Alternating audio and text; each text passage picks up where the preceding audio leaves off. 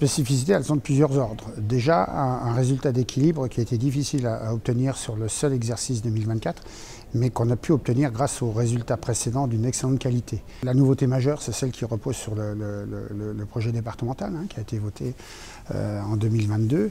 Une nouveauté qui correspond à une aide sociale encore attribuée aux jeunes, puisqu'on va mettre en place le revenu d'émancipation des jeunes, avec une inscription budgétaire de plus d'1 million d'euros en vitesse de croisière, puisqu'on n'aura qu'une demi-année à couvrir.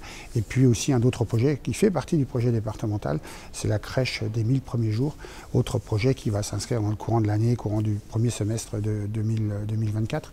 Et puis une modification, mais c'est plutôt un contrat territorial complémentaire au CTS qui existait, c'est-à-dire l'aide aux collectivités territoriales, où là on passe à quasiment 14 millions d'euros d'aide aux collectivités territoriales seulement sur l'investissement, un complément sur le fonctionnement, mais seulement sur l'investissement, et c'est quasiment 4 millions d'euros de plus que les années précédentes. Déjà, l'investissement global consacré par le département sera de l'ordre de 122 millions d'euros.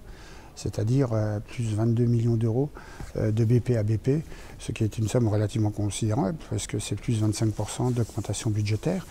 Une augmentation budgétaire qui consacrera principalement les collèges pour 24 millions d'euros, les infrastructures pour plus de 35 millions d'euros, et puis la biodiversité pour quasiment 3 millions d'euros de dépenses inscrites sur le budget départemental. Tout ça s'inscrivant évidemment dans un budget global de 931 millions d'euros que le département aura consacré à l'ensemble de ses dépenses sur l'exercice 2024.